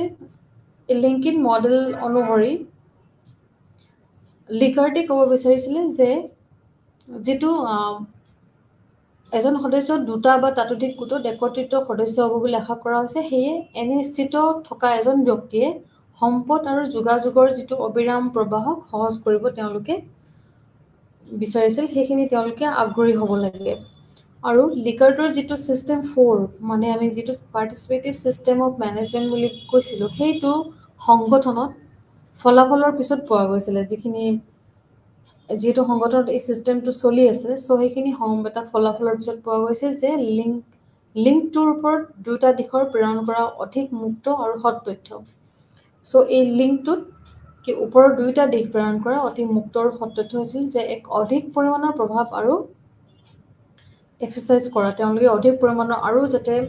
ভালদৰে নলেজ ল'ব পাৰে সেইটোৰ ওপৰত তেওঁলোকে গুৰুত্ব দিছিল তাৰপাছতে লিংকিন পিন মডেলটোত দেখা গৈছিল যে সংগঠনৰ প্ৰতি অধিক চাকৰিৰ সন্তুষ্টি আৰু প্ৰতিশ্ৰুতি তেওঁলোকে ক্ৰিয়েট কৰিছিল চ' যিহেতু অৰ্গেনাইজেশ্যন তেওঁলোকে গ্ৰুপিং হয় কনচালটেটিভ মেথড লৈ তেওঁলোকে আগবাঢ়ি গৈছিল চ' ইয়াতে সকলো মেম্বাৰ কি হৈছিলে সংগঠনটোৰ প্ৰতি অধিক আগ্ৰহী হৈছিলে তেওঁলোকৰ জব ছেটিছফেকশ্যনো বাঢ়িছিলে আৰু তেওঁলোকে প্ৰতিটো ক্ষেত্ৰতে প্ৰতিশ্ৰুতিবদ্ধ হ'বলৈ বাধ্য হৈছিলে চ' এইখিনি লিংকিন পিন মডেলৰ জৰিয়তে আমাক লিকাৰ্টে দেখুৱাইছিলে তাৰপিছত নেক্সটটো আহিলে অধিক সহযোগিতা চ' ইয়াতে খুব বেছি কোঅপাৰেশ্যন আমি দেখা পাইছিলোঁ লিংকিন পিন মডেল যিহেতু এটা অভাৰলেপিং হৈ আছিলে অভাৰলেপিং মেম্বাৰশ্বিপ বিটুইন গ্ৰুপছ বাই মেম্বাৰ্ছ হু চাৰ্ভ এজ লিংকিন পিনছ চ' ইয়াত এটা অধিক সহযোগিতা আৰু কি কয় প্ৰতিযোগিতামূলক যিটো দৃষ্টিভংগী তাৰ তুলনাত অলপ বেলেগ ধৰণৰ ভিউজ এটা সৃষ্টি হৈছিল আৰু তাৰ বিপৰীতে প্ৰতিযোগিতামূলক বিপৰীতে অধিক সহযোগিতাৰ ভাৱটো ইয়াতে বিস্তৃতভাৱে আগবাঢ়ি গৈছিলে তাৰপিছতে ক'ব বিচাৰিছে যে এই মডেলটোৰ জৰিয়তে লিকাৰ্টে ধাৰণা কৰিছিল যে অধীনস্থসকলৰ যিটো সাংগঠনিক কাৰ্যকাৰিতা আছে সেই কাৰ্যকাৰিতাবিলাক তেওঁলোকৰ আৰু আগবাঢ়ি যাবলৈ যিখিনি তেওঁলোকৰ কৰ্মজীৱন আছে সেই কৰ্মজীৱনৰ মানদণ্ডৰ এক ভূমিকাৰ তত্বাৱধান কৰা আৰু সেই লোকসকলৰ দ্বাৰা অত্যন্ত নিৰ্ধাৰণ কৰিব পৰা যিখিনি তেওঁলোকে কাম কৰিছিলে তাৰ ওপৰত তেওঁলোকে নিৰ্দিষ্ট কিছুমান ডিচিজন ল'ব পৰা সেই কেনেকুৱা ধৰণৰ আৰু তেওঁলোকৰ কাম অনুসৰি তেওঁলোকক কেনেকুৱা ধৰণৰ পজিশ্যন ফেচিলিট কৰিব পাৰি সেইখিনিৰ ওপৰত তেওঁলোকে বিশেষভাৱে গুৰুত্ব দিছিলে তাৰপিছত এনেদৰে অনুমান কৰিব পাৰি যে কিছু পৰিমাণে লিংকিং পিন মডেলৰ গুণাগুণে কৰ্মজীৱনৰ মানদণ্ড নিৰ্ধাৰণ কৰিছিলে যিখিনি লিকাৰ্টৰ কোৱাৰ মতে যিখিনি আমাৰ জব ছেটিছফেকশ্যন আৰু কমিউনিকেশ্যন টু দ্য অৰ্গেনাইজেশ্যন বৃদ্ধি পাইছিলে চ' মোৰ কোঅপাৰেশ্যন আমি দেখা পাইছিলোঁ সেইখিনি সময়ত আমাৰ জৰিয়তে এই মডেলটোৰ জৰিয়তে যিটো কৰ্মজীৱনৰ মানদণ্ড তাৰ গুণাগুণে ইয়াৰ ওপৰত বিশেষভাৱে নিৰ্ধাৰণ কৰিছিলে তাৰপিছতে এই ছিষ্টেম 4ত আমি ইফেক্টিভ কিছুমান ষ্ট্ৰেটেজি দেখা পাইছিলোঁ ইন পাব্লিক এডমিনিষ্ট্ৰেশ্যনত সো ৰাজহুৱা প্ৰশাসনত যিটো আমাৰ ছিষ্টেম 4 আছে, ছিষ্টেম 4ত এক কাৰ্যকৰী ৰণনীতি হিচাপে তেওঁলোকে ক'ব বিচাৰিছিলে an effective strategy according to Likert. ইয়াতে যিখিনি আলোচনা কৰা হৈছিলে, চ' এই আলোচনাৰ পৰা এইটো অনুমান কৰিব পাৰি যে যিকোনো সংগঠনৰ সফলতা সাংগঠনিক পৰিস্থিতি নিৰ্বিশেষে ইয়াতে কি হয়, যথেষ্ট পৰিমাণে সিদ্ধান্ত লোৱাত ইয়াৰ লোকসকলৰ অংশগ্ৰহণৰ দ্বাৰা অত্যন্ত বিকৃত হৈ থাকে।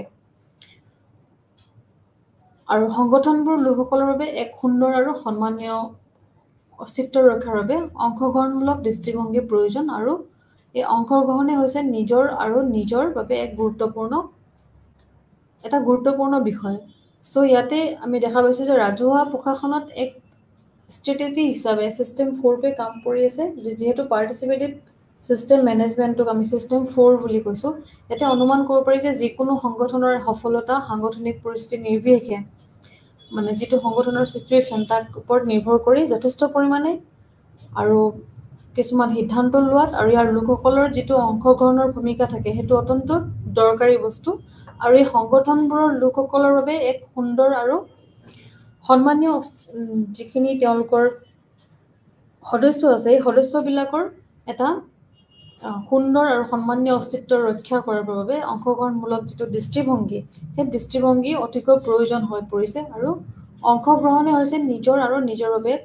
আৰু সংগঠনটোৰ বাবে এটা গুৰুত্বপূৰ্ণ বিষয়, য'ত কি হয় তেওঁ ক'ব বিচাৰিছিল যে প্ৰশাসনত অধিক গণতান্ত্ৰিক আৰু কম আমোলাতান্ত্ৰিক বা পদানুক্ৰমিক যিটো ছিষ্টেম আছে, সেই ছিষ্টেমবিলাকৰ বিষয়ে অধীনস্থসকলক তেওঁলোকৰ স্বাভাৱিক প্ৰৱণতা দায়িত্বশীলভাৱে প্ৰকাশ কৰিবলৈ অনুমতি দিয়ে। চ' আমি যিহেতু দেখা পাইছোঁ যে এডমিনিষ্ট্ৰেশ্যনত কি হৈছিলে, যিটো আমাৰ ট্ৰেডিশ্যনেল ছিষ্টেমত পদানুক্ৰমিক এটা ছিষ্টেম হৈছিলে, তাৰপিছতে বিউৰক্ৰেটিক এটা ভিউ আছিলে, সেই ভিউটোৰ ওপৰত গণতান্ত্ৰিক ভিউ আমি ইয়াতে দেখা পাইছোঁ। যিহেতু গণতন্ত্ৰ এখনত প্ৰশাসনত চলিবলৈ আৰু আমি প্ৰয়োজনীয় বিষয়বস্তুবিলাক বিচাৰি পাওঁ। চ' যিহেতু গণতান্ত্ৰিক ভিউ আমি লৈছোঁ, ইয়াতে পাৰ্টিচিপেটিভ মেনেজমেণ্ট যিটো ছিষ্টেম, সেই ছিষ্টেমটোৱে এটা ডেম'ক্ৰেটিক ভিউ আমাক দেখুৱাইছে যে প্ৰশাসন এখনত কিদৰে অংশগ্ৰহণকাৰী ভূমিকাৰ জৰিয়তে বা পাৰ্টিচিপেটিভ মেনেজমেণ্টৰ জৰিয়তে প্ৰশাসনতো আমি ইয়াৰ এটা দিশ আমি দেখা পাইছোঁ যে য'ত অধীনস্থসকলক তেওঁলোকৰ স্বাভাৱিক প্ৰৱণতা দায়িত্বশীলভাৱে প্ৰকাশ কৰিবলৈ অনুমতি দিব পাৰি। চ' প্ৰতিজন ব্যক্তিয়ে, অধীনস্থই হওক বা উচ্চপদস্থ নিম্নপদস্থ, প্ৰতিজন ব্যক্তিয়ে সকলো ক্ষেত্ৰতে তেওঁলোকৰ বা অৰ্গেনাইজেশ্যন এখনৰ বা শাসন এখন বা প্ৰশাসন এখনত বা ৰাজ্য এখনত বা ছ'চাইটি এখনত তেওঁলোকৰ ভূমিকা বা তেওঁলোকৰ ইফৰ্টছ, ডিচিজন, তেওঁলোকৰ যিখিনি ৱৰ্ক ষ্ট্ৰেটেজি, সেইখিনি অংশগ্ৰহণকাৰীৰ বাবে বা সকলো ক্ষেত্ৰতে তেওঁলোকৰ অংশগ্ৰহণ এটা বাধ্যতামূলক ছিষ্টেম হিচাপে তেওঁলোকে জানিব পাৰিছিল। আৰু তেওঁলোকৰ যিখিনি সৃষ্টিশীল মনোভাৱ বা তেওঁলোকৰ যিখিনি স্বাভাৱিক প্ৰৱণতা আছে বা দায়িত্বশীল আছে, সেইখিনি প্ৰকাশ কৰিবলৈ এটা অনুমতি পাইছিলে। চ' এই লোকসকলে তেওঁলোকৰ কাম আৰু কৰ্মক্ষেত্ৰত তেওঁলোকৰ যিখিনি ৰিলেশ্যন আছিলে, সেইখিনি বিশেষকৈ যিজন ছুপাৰভাইজ থাকে, সেই ছুপাৰভাইজ বা মেনেজাৰৰ সৈতে আবণ্টন কৰা, আৰু যাৰ পৰা আমি যিখিনি তেওঁলোকে বুজি পাইছিল, সেই বুজিবলৈ আৰু অৰ্থবোৰ কেনেদৰে কামত প্ৰদৰ্শন প্ৰভাৱিত কৰিব পাৰে, সেয়াৰ ওপৰত বিশেষভাৱে গুৰুত্ব দিছিলে। যিখিনি ছুপাৰভাইজাৰ আছে বা তেওঁলোকৰ যিজন মেনেজাৰ আছে, তেওঁলোকৰ সৈতে এটা ইকনমিকেল যিটো লেনদেন হৈছিলে, সেইবিলাকৰ বিষয়ে তেওঁলোকে বিশেষভাৱে প্ৰভাৱিত হৈছিলে। আৰু সেয়া প্ৰদৰ্শনবিলাক কৰিব পৰাৰ বাবে সেই ৰাজহুৱা আৰু ব্যক্তিগত প্ৰশাসনেই হওক বা বুজিবলৈ যিখিনি আন ছিষ্টেমেই হওক, সেইবিলাকৰ ওপৰত তেওঁলোকে বিশেষভাৱে গুৰুত্ব দিছিলে। আৰু যিখিনি তেওঁলোকৰ to the realized objective organizational development tools like survey guided development, self-training package were used to reference and operationalize operating guide. কিছুমান তেওঁলোকে ইয়াতে ভিউজ ইয়াতে লিকাৰ্টে তেওঁ দেখুৱাইছিলে যে কিদৰে প্ৰশাসন এখনত এই ব্যক্তিগত যিখিনি নীতি নিয়ম আছে বা তেওঁলোকৰ ছুপাৰভাইজাৰ আৰু মেনেজাৰৰ যিখিনি ৰিলেশ্যন আছে, তেওঁলোকৰ ৰিলেশ্যনত সেই এটা ৰাজহুৱা ব্যক্তিগত প্ৰশাসনত কেনেদৰে আনিব পাৰি, সেই বিষয়খিনি তেওঁলোকে ইয়াতে আনিবলৈ বা বুজাবলৈ তেওঁলোকে সংকল্প লৈছিল। তাৰপিছতে যিটো লোককেন্দ্ৰিক দৃষ্টিভংগী আছে, লোককেন্দ্ৰিক দৃষ্টিভংগীৰ বাবে লাইকাৰ্টে উদ্বেগ জনক যিটো চৰকাৰৰ যিখিনি প্ৰশাসক সক্ষম কৰিব পাৰে যি উৎপাদনশীলতা বৃদ্ধি কৰিব পাৰে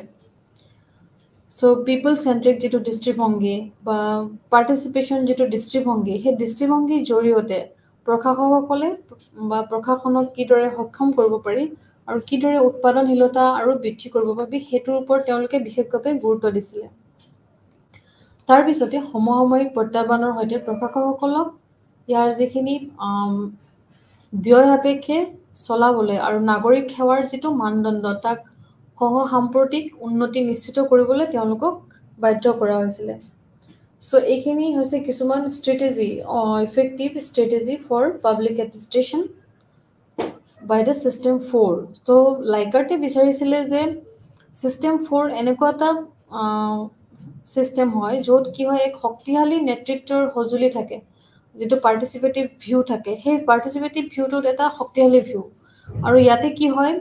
সংগঠনৰ সদস্যসকলৰ মাজত অংশগ্ৰহণ আৰু বিশ্বাসৰ মূল্যবোধৰ ওপৰত আধাৰিত হয় চ' ইয়াতে যিহেতু সকলো পাৰ্টিচিপেট হৈ থাকে সেই পাৰ্টিচিপেট হোৱাটো তেওঁলোকৰ বিশ্বাসৰ যিটো মনোভাৱ বিশ্বাসৰ মূল্যবোধৰ ওপৰত আধাৰিত হয় চ' তেওঁলোকে সেই ভিউজটো আমাৰ গণতন্ত্ৰৰ বাবে অতিকৈ দৰকাৰী বুলি তেওঁ উল্লেখ কৰিছে বা প্ৰশাসনৰ এখনত চলিবলৈ প্ৰশাসন এখন বা এডমিনিষ্ট্ৰেশ্যনটো আমাৰ অধিক সুচাৰুৰূপে চলিবলৈ এই দৃষ্টিভংগীটো আমাৰ অতি গুৰুত্বপূৰ্ণ বুলি তেওঁ আলোচনা কৰিছে চ' তেওঁৰ দৰে একৰ্ডিং টু লিকাৰ্ট কেইবাজনো চিন্তাবিদে তেওঁলোকৰ ভিউজ আগবঢ়াইছিলে য'ত তেওঁলোকে অংশগ্ৰহণ আৰু অন্তৰ্ভুক্ত কৰা যিখিনি সাধাৰণ বা ৰাজহুৱা যিখিনি খণ্ড আছে সেইখিনিৰ পৰা তেওঁলোকে অনুসৰণ কৰিছিল আৰু যিখিনি আৱশ্যকীয় নীতি আছিলে সেই নীতিৰ ভিতৰত এই ৰাজহুৱা খণ্ডৰ যিখিনি অনুসৰণ কৰা সেইখিনি আৱশ্যকীয় বুলি তেওঁলোকে নিৰ্ধাৰণ কৰিছিলে চ' তেওঁৰ অনন্য আৰু কিছুমান অনুসন্ধান আছিলে যে একৰ্ডিং টু লিকাৰ্ট এই অনুসন্ধানমূলক কামৰ ভিতৰত উচ্চ স্তৰৰ সন্তুষ্টি আৰু যিখিনি তেওঁলোকৰ হেল্থ হওক বা বেলেগ ধৰণৰ তেওঁলোকক কাৰ্যকৰীতা হওক ব্যয় হওক সেই গোটেইখিনি উৎকৃষ্ট যোগাযোগ হওক বা পাৰস্পৰিক প্ৰভাৱৰ বাবে উন্নত কিছুমান বা উচ্চ অনুপ্ৰেৰণাযুক্ত কিছুমান কাম হওক সেইখিনিৰ ওপৰত তেওঁ বিশেষভাৱে গুৰুত্ব দিছিল আৰু উচ্চ অনুপ্ৰেৰণা আৰু ক্ষমতা থাকিব লাগে বুলি তেওঁ উল্লেখ কৰিছিল চ' এই প্ৰক্ৰিয়াটো কৰ্মচাৰীসকলৰ যিখিনি তেওঁলোকৰ ভিউজ বা তেওঁলোকৰ যিটো চাইকলজিকেল ভিউ এটা মনোভাৱ বা পাৰ্টিচিপেণ্ট যিটো মনোভাৱ সেই প্ৰতিক্ৰিয়া আৰু সমবায় পৰিকল্পনাক উৎসাহিত কৰাৰ উদ্দেশ্যৰে বিকশিত হৈছিল ফলস্বৰূপে কি হৈছিলে প্ৰশাসন এখনত তেওঁলোকৰ ব্যক্তিগত প্ৰদৰ্শন আৰু চাকৰিৰ সন্তুষ্টিৰ ওপৰত যথেষ্ট উন্নতি হৈছিলে ইয়াত যিহেতু কৰ্মচাৰীসকলে তেওঁলোকৰ নিজৰ মনোভাৱ প্ৰকাশ কৰিব পাৰিছিলে সকলো ক্ষেত্ৰত তেওঁ পাৰ্টিচিপেটিভ যিটো এক্টিভ হ'ব পাৰিছিলে পাৰ্টিচিপেটিভ যিটো ভিউজ সেই ভিউজটো দেখাব পাৰিছিল আৰু সমবায় পৰিকল্পনাক উৎসাহিত কৰাৰ উদ্দেশ্যৰে তেওঁলোকে অৰ্গেনাইজেশ্যনটো আৰু বিকশিত হৈছিল সেই বিকশিত হোৱাৰ বাবে তেওঁলোকে চাকৰিৰ ক্ষেত্ৰত অধিক সন্তুষ্টি তেওঁলোকে কৰা দেখা গৈছিল তাৰপিছতে লিকাৰ্টে ইয়াতে প্ৰক্ৰিয়াটোৰ জৰিয়তে কি হৈছিলে সমবায় পৰিকল্পনাৰ যিখিনি ডেভেলপ কৰিলে সেইখিনি কৰাৰ ওপৰতে লিকাৰ্টে তেওঁ ক'লে যে জীৱন্ত সঁজুলি হিচাপে যাক যিকোনো চৰকাৰী সংস্থাই ইয়াৰ মানৱ সম্পদ বা যিটো আমি হিউমেন ৰিচোৰ্চ বুলি কওঁ ইয়াৰ উৎপাদনশীলতা আৰু ইয়াৰ সেৱাৰ উৎকৰ্ষতাৰ উন্নত কৰাৰ বাবে এক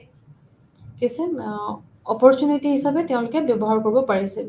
চ' যিখিনি আমাৰ মানৱ সম্পদ উৎপাদনশীলতা আৰু ইয়াৰ সেৱাৰ উৎকৰ্ষতাৰ ওপৰত উন্নত কৰাৰ বাবে এক অপৰচুনিটি হিচাপে তেওঁ ছিষ্টেম 4 ক'ব বিচাৰিছিলে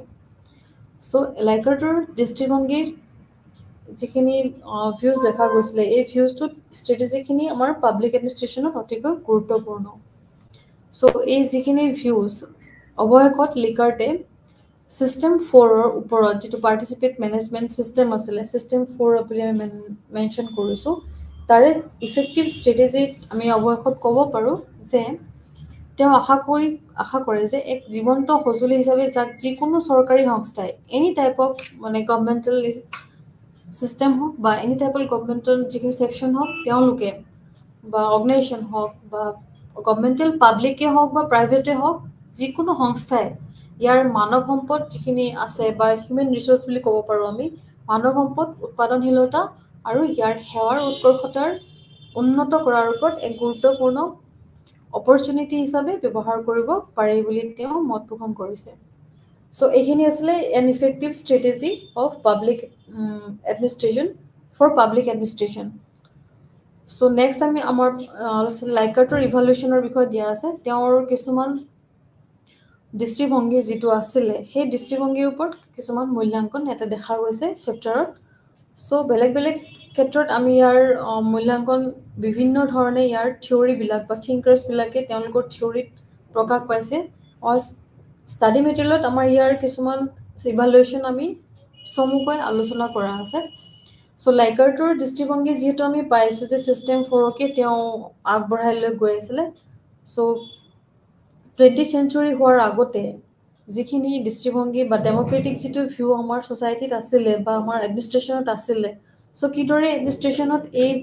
ছিষ্টেম ফ'ৰে প্ৰভাৱ পেলাইছিলে সেইখিনি বৰ গুৰুত্বপূৰ্ণ বিষয় হিচাপে আমি ক'ব পাৰোঁ সো লাইকাৰ্টৰ দৃষ্টিভংগীত এক আদৰ্শ সংগঠন বিকশিত কৰাৰ তেওঁ উচ্চাকাংক্ষা কৰিছিলে আৰু তেওঁ কিছুমান মূল্যৱান ধাৰণা ৰচনা কৰিছিলে আৰু সাংগঠনিক আচৰণৰ ক্ষেত্ৰত তেওঁ কি কৰিছিলে এটা আন্তঃক্ৰিয়া এটা প্ৰভাৱ প্ৰণালী আৰু অংশগ্ৰহণমূলক সিদ্ধান্ত লোৱা লিংক ইন পিন মডেল মানৱ সম্পদ একাউণ্টিং আদি বিভিন্ন ধৰণৰ ছিষ্টেম তেওঁ ক্ৰিয়েট কৰিছিলে সো হিউমেন ৰিচোৰ্চ একাউণ্টিং এইটো তেওঁ ক্ৰিয়েট কৰিছিলে আন্তঃক্ৰিয়া যিটো ইণ্টাৰেকশ্যন ছিষ্টেম যিটো প্ৰণালী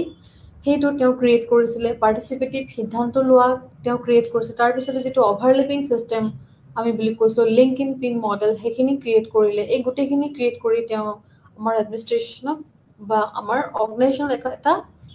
উচ্চ স্তৰ পৰ্যায়লৈ তেওঁ লৈ গৈছিল বা সাংগঠনৰ বিকাশত তেওঁ এটা উচ্চ স্তৰ ঠাইত তেওঁ লৈ গৈছিল ইয়াৰ পৰা তেওঁ এটা পদ্ধতিগতভাৱে তেওঁ আমাক এইটোৱে জনাব বিচাৰিছিল যে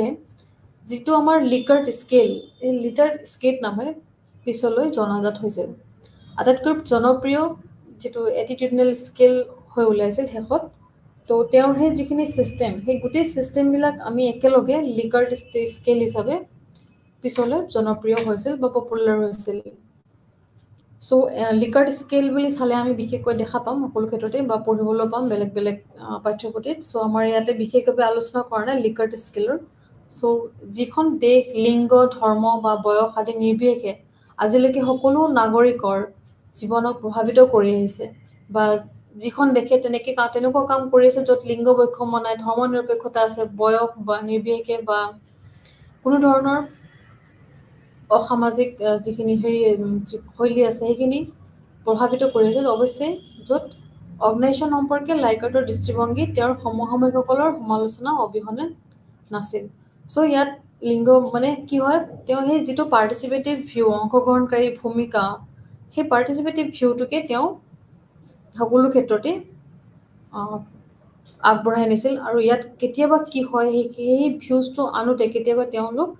বেলেগ বেলেগ সময়ত কিছুমান সমালোচনাৰ সন্মুখীন হৈছিল সমালোচনাৰ সন্মুখীনটো হ'বই যিহেতু এটা থিয়ৰী ক্ৰিয়েট হয় তেতিয়া সমালোচনাৰ সন্মুখীন হ'বই সো বিভিন্ন সময়ত বিভিন্ন ধৰণৰ ব্যক্তি বা সাইকোলজিষ্ট বা থিংকাৰে তেওঁলোকৰ সেই দৃষ্টিভংগীবিলাক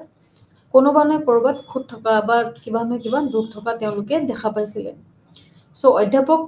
ফ্ৰেড লুথাছৰ মতে তেওঁ সিদ্ধান্ত কৰিছিল যে প্ৰক্ৰিয়াটোত লেহেম কৰা সমালোচনা কৰিছিল যে আৰু আব্ৰাহামে তেওঁ কৈছিল যে দাবী কৰে যে ছিষ্টেম ফ'ৰ্ট এজন সংগঠনসমূহৰ বাবে অত্যাধিক সৰলক্ষিত পেকেজ আৰু অত্যন্ত চিন্তিত এবাউট মেনেজাৰসকলক তেওঁলোকে চৌৰাচাৰীৰ পৰা গণতান্ত্ৰিক শৈলী ৰূপান্তৰ কৰিবলৈ উদ্বেগ পচন্দ কৰিছিল সো মেলানিয়া ক্লেইন নামৰ এজন থিংকাৰ আছিলে তেওঁ কৈছিল যে ছিষ্টেম ফ'ৰক এক আপেক্ষিক প্ৰক্ৰিয়া হিচাপে তেওঁ বিচাৰি পায় আৰু ইয়াত তেওঁ ধাৰণা কৰিছিল যে ইয়াত বৰ্তমানৰ গাঁথনি আৰু অনুশীলনৰ ওপৰত সীমাবদ্ধ হ'ব পাৰে সো এট প্ৰেজেণ্ট যিখিনি আমাৰ ষ্ট্ৰাকচাৰ হওক গভৰ্ণমেণ্ট ষ্ট্ৰাকচাৰ হওক বা পলিটিকেল ষ্ট্ৰাকচাৰ হওক বা যিখিনি আমাৰ অনুশীলন প্ৰক্ৰিয়া আছে তাত কিছুমান তেওঁ লিমিটেশ্যন দেখা পাইছিলে আৰু সেই লিমিটেশ্যনখিনি বৰ্তমান পৰ্যায়ত ইমান উন্নত নহ'ব পাৰে বুলি তেওঁ মত পোষণ কৰিছে সো আন কিছুমান চিন্তাবিদৰ সন্মতি অনুসৰি ছিষ্টেম ফ'ৰৰ নামত এক গুৰুত্বপূৰ্ণ দুৰ্বলতা আছে যে বিভিন্ন সাংগঠনিক পৰিস্থিতিত তেওঁলোকৰ প্ৰস্তাৱিত দৃষ্টিভংগী এম্পেৰিকেল যিটো বৈধতা আছিলে সেই বৈধতা আৰু নিৰ্ভৰযোগ্যতা প্ৰমাণ কৰা যিখিনি লাইকাৰ্টৰ আৰু তেওঁৰ সহযোগীসকলে প্ৰয়াস কৰিছিল তাতে কিছুমান তেওঁলোকে দুৰ্বলতা দেখা পাইছিল সো সেই গুৰুত্বপূৰ্ণ হৈছিল আৰু ছিষ্টেম ফ'ৰটো যেতিয়া গুৰুত্বপূৰ্ণ তেতিয়া বিভিন্ন সংগঠনৰ পৰিস্থিতি তেওঁলোকৰ যিটো প্ৰভাৱ আছিল সেই দৃষ্টিভংগীবিলাকৰ এটা এম্পেৰিকেল যিটো বৈধতা আছিলে আৰু নিৰ্ভৰযোগ্যতা তাত সেইখিনি প্ৰুফ কৰিবলৈ কেতিয়াবা তেওঁলোকে কিছু ক্ষেত্ৰত অলপ পিছপৰা দেখা পোৱা গৈছিলে সো এইখিনি অলপমান আমি ক্ৰুটিবিলাক দেখা পাইছিলোঁ তেওঁ কিছুমান যেহেতু বেলেগ বেলেগ চিন্তাবিদে বস্তুবিলাক আলোচনা কৰি আছে ষ্টেপ বাই ষ্টেপ তো বৰ্তমান পৰ্যায়ৰ শৈলীৰ লগত বা বৰ্তমান প্ৰক্ৰিয়াৰ যিটো ব্যৱস্থাপনা পদ্ধতি তাতে কিছুমান তেওঁলোকৰ ক্ৰুটি বা চিষ্টেম ফ'ৰৰ কিছুমান দুৰ্বলতা তেওঁলোকে দেখা পাইছিলে সো লাষ্ট পাৰ্টটো আমি আলোচনা কৰিম কিদৰে লিকাৰ্টে গোটেইখিনি আমাক পাব্লিক এডমিনিষ্ট্ৰেশ্যনত বা as a socio' psychological thinkers Rensis লিকাৰ্টে কেনেদৰে তেওঁৰ অৱদানবিলাক আমাৰ ছ'চাইটিক দিছিলে আৰু তেওঁৰ সেই ক্ৰিয়েশ্যনবিলাকে তেওঁৰ যিখিনি ক্ৰিয়েশ্যন তেওঁৰ যিখিনি থিয়ৰী আমাক আগবঢ়ালে কিদৰে প্ৰশাসনত অতি গুৰুত্বপূৰ্ণ বিষয় হৈ পৰিছে বৰ্তমান সো এইখিনি এটা ভিউজ আমি এট প্ৰেজেণ্ট আমি আলোচনা কৰিলোঁ চ' কনক্লুজন পাৰ্টটোত অৱশেষত মূল্যাংকন কৰা হৈছে যে লিকাৰ্টৰ যিখিনি লাইক ৰাজহুৱা খণ্ড আছিলে তেওঁৰ ধাৰণাবোৰৰ প্ৰযোজ্যতাৰ গুৰুত্ব ৰখা হৈছিলে আৰু দল আৰু সংগঠনৰ নিৰ্মাণৰ বাবে যিটো পৰামৰ্শদাতা থাকে আৰু যিজন ৰিচোৰ্চ পাৰ্চন থাকে বা গৱেষক থাকে আৰু সেই পৰামৰ্শদাতা হিচাপে তেওঁৰ অৱসৰৰ বছৰবোৰ বেলেগ বেলেগ ধৰণে তেওঁ অতিবাহিত কৰিছিল আৰু ৰাজহুৱা আৰু ব্যক্তিগত দুয়োটা তেওঁৰ উদয়মান পণ্ডিত কিছুমান আছিলে কিছুমান থিংকাৰ্ছ আছিলে সেই থিংকাৰ্ছসকলে বৌদ্ধিক সমৰ্থন প্ৰদান কৰিছিলে তেওঁৰ যিটো ৰাজহুৱা আৰু ব্যক্তিগত দিশত দুয়োটাই জড়িত হৈ আছিলে চ' সেইখিনি ক্ষেত্ৰত তেওঁৰ সেই পণ্ডিতসকলে তেওঁক বিভিন্ন ধৰণে বা সেইখিনি সময়ত যিবিলাক থিংকাৰ্ছ আছিলে সেই থিংকাৰ্ছবিলাকে তেওঁক সমৰ্থন কৰিছিলে আৰু সংগঠন আৰু ব্যৱস্থাপনা শৈলীৰ ক্ষেত্ৰত তেওঁৰ অৱদানৰ বাবে বিশেষভাৱে তেওঁ এটা জনাজাত হৈছিলে এটা সময়ত আৰু ৰেঞ্চিছ লিকাৰ্ট এটা উচ্চ স্থানৰ বা উচ্চ পৰ্যায়ৰ ব্যক্তি হিচাপে সেইখিনি সময়ত ফেমাছ হোৱা আমি দেখা পাইছিলোঁ চ' তেওঁ যিখিনি কণ্ট্ৰিবিউশ্যন দিছিলে সেইখিনি সেই সময়ৰ এজন এমিনেণ্ট মেনেজমেণ্ট থিংকাৰ হিচাপে বা এমিনেণ্ট মেনেজমেণ্ট ৰিচাৰ্চাৰ হিচাপে তেওঁ যিটো ফাউণ্ডেশ্যন ডেভেলপ কৰিছিলে সেইখিনিৰ ওপৰত তেওঁ বিশেষভাৱে তেওঁ জনাজাত হৈ পৰিছিলে চ' এজন উচ্চ স্থানৰ ব্যক্তি হিচাপে তেওঁ সন্মানীয় ব্যক্তি হিচাপে তেওঁ আমি দেখা পাইছিলোঁ সেইখিনি সময়ত চ' তেওঁ প্ৰবন্ধন বিজ্ঞানৰ বিকাশৰ বাবে এম্পেৰিকেল ভেটি কিছুমান স্থাপন কৰিছিলে আৰু যিখিনি বিশিষ্ট মেনেজমেণ্ট চিন্তাবিদ আছিলে আৰু গৱেষক আছিলে তেওঁলোকৰ মাজত তেওঁৰ স্থান অৰ্জন কৰিছিলে চ' সেইখিনি সময়ত বিশিষ্ট যিখিনি ব্যক্তি আছিলে চিন্তাবিদ আছিলে গৱেষক আছিলে তেওঁলোকৰ মাজত এজন অন্যতম ব্যক্তি হিচাপে নিজকে স্থান দিবলৈ তেওঁ সক্ষম হৈছিলে আৰু তাৰে কিছুমান দুটামান ৰিজন ইয়াতে দেখা আছে যে কিয় তেওঁ এজন এম্পেৰিকেল পাৰ্চন হিচাপে তেওঁ most eminent management thinkers হিচাপে তেওঁ এটা পদ লাভ কৰিছিলে বা গৱেষকসকলৰ মাজত তেওঁৰ এটা উচ্চ স্থান তেওঁ অৰ্জন কৰিছিলে তাৰে কিছুমান ৰিজন ইয়াতে দেখাইছে যে দুটামান কাৰণৰ বাবে তেওঁক প্ৰথমতে আমি ক'ব পাৰোঁ যে বাৰ্তালাপৰ যিটো ধাৰণা তেওঁৰ যিটো বাৰ্তালাপ ধাৰণা the idea of interaction influence system is an attempt two bring together to the incumbent irrespective status of power on the same platform to the discuss about the organization goals both long term and short term so ইয়াতে কি হয় তেওঁলোকে দীৰ্ঘ যিটো প্ৰভাৱ থাকে সেই বাৰ্তালাপৰ প্ৰভাৱ দীৰ্ঘম্যাদী হওক বা হ্ৰস্বম্যাদী হওক দুয়োটাই লং টাৰ্মে হওক বা শ্বৰ্ট টাৰ্মে হওক দুয়োটা সাংগঠনিক সদস্যৰ লক্ষ্যৰ যিটো ছাবজেক্ট থাকে লক্ষ্যৰ যিটো বিষয়বস্তু থাকে সেইবিলাক আলোচনা কৰিবলৈ একেখন প্লেটফৰ্মতে স্থিতি আৰু শক্তিৰ অধিষ্ঠিতাত্ৰিক একত্ৰিত কৰাৰ এক প্ৰয়াস কৰিবলৈ চেষ্টা কৰে তেওঁ দ্বিতীয়তে ছিষ্টেম 1ৰ পৰা ছিষ্টেম 4লৈকে লাইকাৰ্টে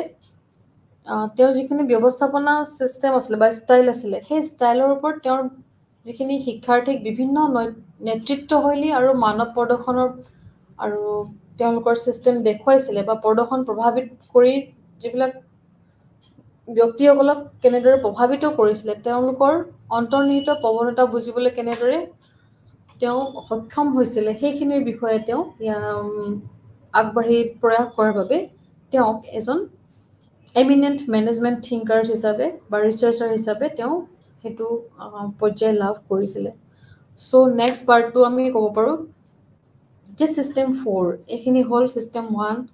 পৰা 4লৈকে যিখিনি তেওঁ অৱদান আগবঢ়ালে তাৰ বাবে তেওঁক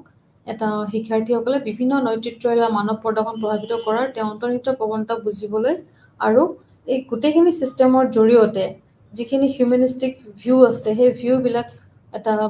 হিউমেন ছ'চিঅ' চাইক'লজিকেল ৰিলেশ্যন এটা কেনেদৰে ডেভেলপ কৰিব পাৰি এখন অৰ্গেনাইজেশ্যনত সেই ভিউজখিনি বুজিবলৈ তেওঁ আমাক হেল্প কৰিছিলে আৰু সক্ষমো হৈছিলে কেনেদৰে বুজিবলৈ সক্ষম হয় উচ্চপদস্থ ব্যক্তিসকলে নিম্ন পৰ্যায়ৰ ব্যক্তি বা নিম্ন পৰ্যায়ৰ ব্যক্তিসকলে উচ্চপদস্থসকলৰ ব্যক্তিৰ যিটো অন্তৰ্নিহিত প্ৰৱণতা সেইখিনি বুজিবলৈ কেনেদৰে সক্ষম হয় প্ৰতিটো ক্ষেত্ৰতে প্ৰতিটো ডিচিশ্যনতে বা প্ৰতিটো কৰ্মক্ষেত্ৰতে প্ৰতিটো তেওঁলোকৰ নৈতিত্বশালী মনোভাৱত চ' এইখিনি বুজিবলৈ যিটো চাইক'লজিকেল এটা ভিউ ক্ৰিয়েট হ'ব লাগে হিউমেনিষ্টিক এটা ভিউ ক্ৰিয়েট হ'ব লাগে সেইখিনি তেওঁ সুচাৰুৰূপে আগবঢ়াই নিছিল বুলি আমি ক'ব পাৰোঁ চ' ছিষ্টেম 4ত তেওঁ আৰু কিছুমান ট্ৰেডিশ্যনেল আৰু ষ্ট্ৰেটেজিকেল যিটো ভিউ বা পদানুক্ৰমিক গাঁথনিৰ বাধাবোৰ অতিক্ৰম কৰিছিল আৰু লাইকাৰ্টৰ লিংক ইন পিন মডেলৰ ধাৰণাটো হৈছে যে যি গোটৰ পৰা গোটৰ সম্পৰ্কৰ ধাৰণাটো শক্তিশালী কৰে যিটো অভাৰলেপিং যিটো তেওঁলোকৰ ৰিলেশ্যন আছিলে সেই ৰিলেশ্যনটোত অৰ্গেনাইজেশ্যন এখনত আৰু শক্তিশালী কৰে বুলি তেওঁ মত পোষণ কৰিছিল চ' এইবিলাক কাৰণত লিকাৰ্টক সেইখিনি সময়ত এজন এমিনেণ্ট মেনেজমেণ্ট থিংকাৰ্ছ হিচাপে আমি বা এম্পেৰিকেল যিটো তেওঁ ফাউণ্ডেশ্যন কৰিছিলে তাৰ ওপৰত তেওঁ বিশেষভাৱে এটা মেনেজমেণ্ট ছায়েন্সৰো ডেভেলপমেণ্ট কৰিছিলে আৰু এজন আগবঢ়া থিংকাৰ হিচাপে বা এজন এমিনেণ্ট থিংকাৰ্ছ হিচাপে আমি তেওঁক ক'ব পাৰোঁ আৰু এই মডেলটোৰ জৰিয়তে তেওঁ যিটো লিংক ইন পিন মডেল দিছিলে এই লিংক ইন পিন মডেলটোৰ জৰিয়তে যিটো আমাৰ চেল্ফ এক্সপ্ল'ৰেশ্যন ইণ্ডিভিজুৱেলছ যিটো ভিউজ তেওঁ দেখুৱাইছিলে সেই চেল্ফ এক্সপ্ল'ৰেশ্যন ভিউজটো আৰু ভাল সম্পূৰ্ণভাৱে ওলাই আহিবলৈ চেষ্টা কৰিছিলে য'ত আমি আগতে পাইছোঁ যিটো হায়েষ্ট নিড আছিলে হিউমেন বিংবিলাকৰ যিহেতু হায়েষ্ট নিড চেল্ফ একচুৱেলাইজেশ্যন হয় সেই ভিউজটো আমি এই ছিষ্টেম 4ত আমি দেখা পাইছিলোঁ তো এইখিনি গাঁথনিৰ যিখিনি তেওঁৰ ধাৰণা আছিলে পদানুক্ৰমিক গাঁথনিৰ যিটো ধাৰণা সেই ধাৰণাটো অতিক্ৰম কৰি লাইকাৰ্টৰ যিটো লিংক ইন পিন মডেল ধাৰণাটো এই গোটৰ পৰা আৰু আন গোটৰ লগত শক্তিশালী কৰিবলৈ তেওঁলোকে দেখা গৈছিল চ' ইয়াতে দেখা গৈছিল system 4 could be regarded as the ideal form of manifestation of power and authority. It encourages the learning organization to aspire for relationship of its human potential. চ' এইখিনি আমি আব্ৰাহাম মাছলৰ যিটো ভিউ সেই ভিউজত আমি দেখা পাইছিলোঁ কিদৰে তেওঁ ইণ্ডিভিজুৱেল এজনৰ গ্ৰ'থ কিদৰে হয় বা এজন ইণ্ডিভিজুৱেলৰ কিদৰে গ্ৰ'থ হয় তেওঁৰ সেই চেল্ফ এক্সপ্ল'ৰেশ্যনত তেওঁ যিখিনি হায়েষ্ট নিড থাকে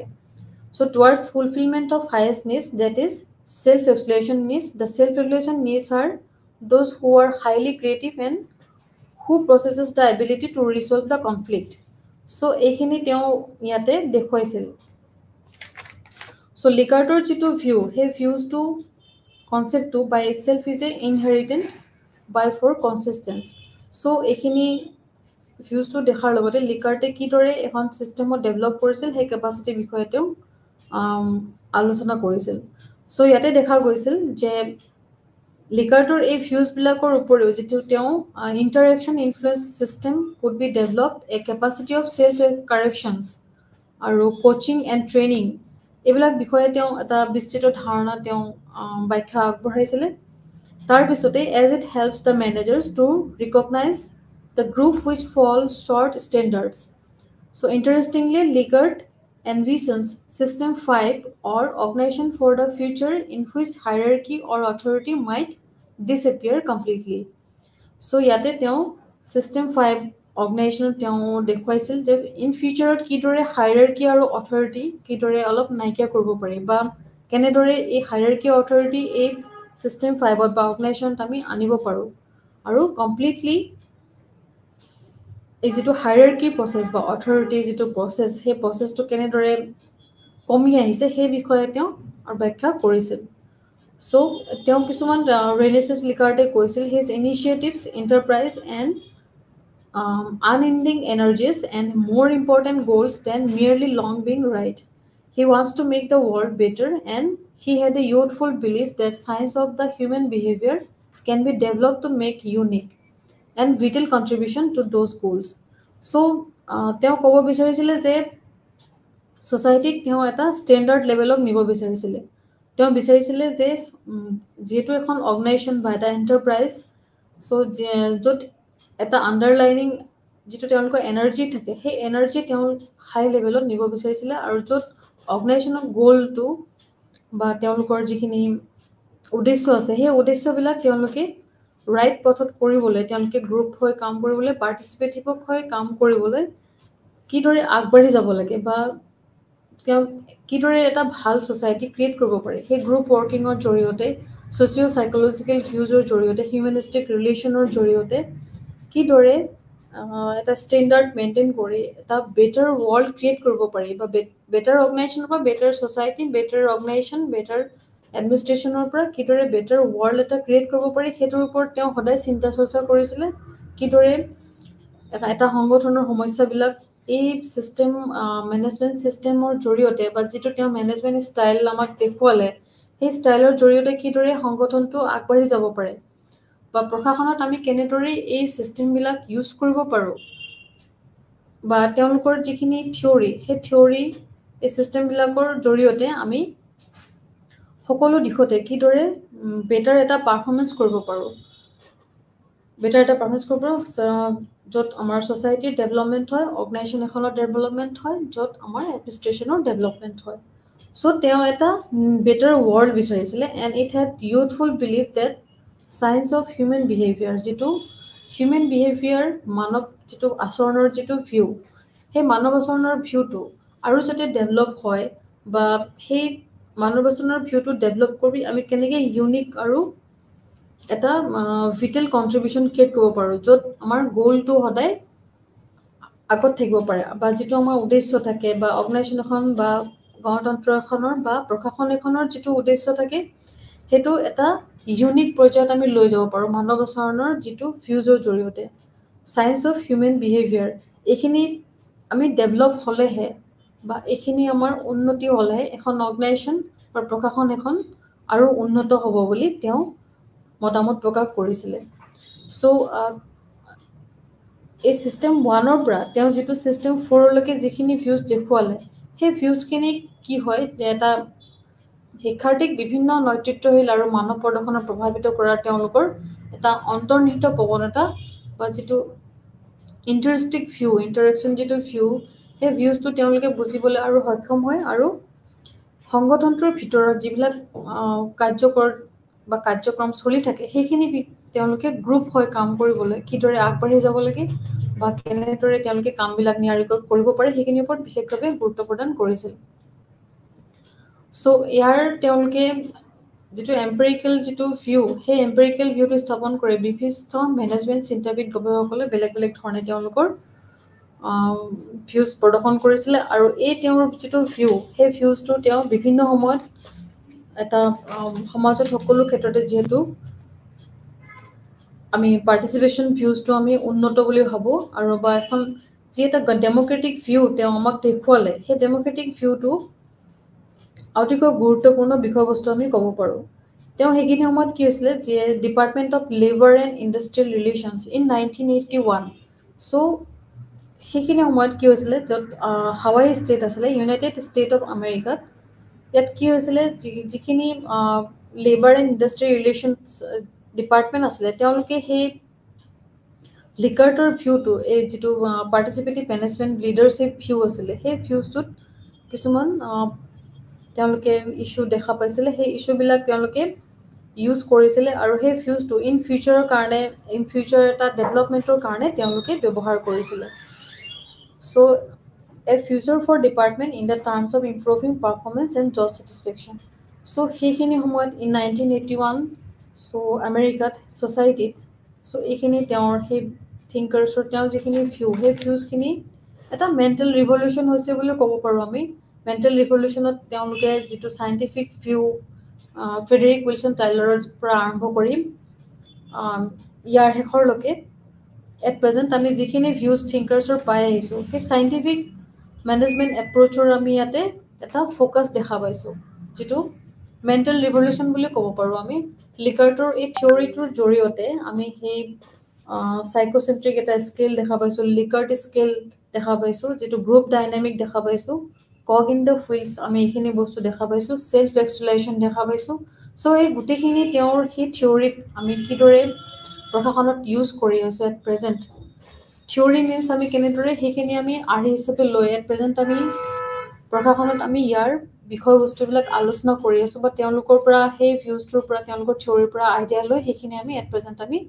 কেনেদৰে প্ৰশাসন এখন নিয়াৰিকৈ চলাই যাব পাৰোঁ সেইখিনি আমি ইয়াত এটা আইডিয়া হিচাপে আমি দেখা পাইছোঁ। চ' উইদাউট এই থিয়ৰিবিলাক আমাৰ প্ৰশাসন কেতিয়াও আগবাঢ়ি যাব নোৱাৰে। আৰু এৰ্নেষ্ট লিকাৰ্টৰ এই মডেলবিলাক তেওঁ যিখিনি মডেল ক্ৰিয়েট কৰিছিলে বা তেওঁ যিখিনি মেনেজমেণ্ট ষ্টাইল আমাক দেখুৱালে সেইখিনি আমি অতি গুৰুত্বপূৰ্ণ বিষয় হিচাপে ল'ব পাৰোঁ। আৰু উচ্চ প্ৰদৰ্শনৰ লক্ষ্য হিচাপে এখন অৰ্গেনাইজেশ্যন অতি গুৰুত্বপূৰ্ণ বিষয়। আৰু তেওঁৰ সেই সিদ্ধান্ত লোৱাত কৰ্মচাৰীসকলৰ যিখিনি অংশগ্ৰহণকাৰী অধ্যক্ষ আছিল সেই চাৰিওফালৰ পৰা সংগঠনখন অধিক সুচাৰুৰূপে চলিব পাৰে বুলি আমি ক'ব পাৰোঁ। চ' ৰেনেছেছ লিকাৰ্টৰ ইয়াতে ভিউজ আমি ইমানতে শেষ হৈছে আজি ক্লাছটো। নমস্কাৰ।